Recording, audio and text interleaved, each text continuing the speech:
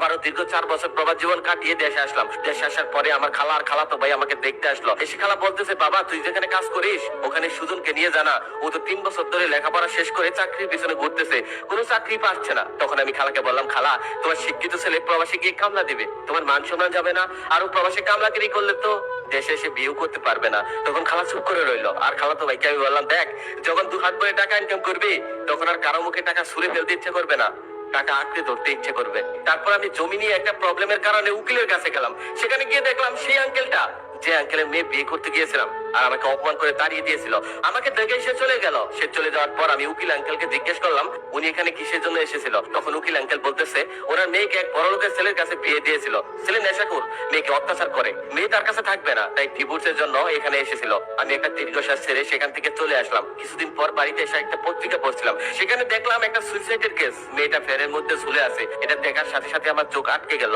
আমি পড়তে লাগলাম, পড়তে পড়তে দেখলাম সেই মেয়েটা, সে অর্পা, যাকে আমি বিয়ের জন্য পছন্দ করেছিলাম, আর সে আমাকে অপমান করে তাড়িয়ে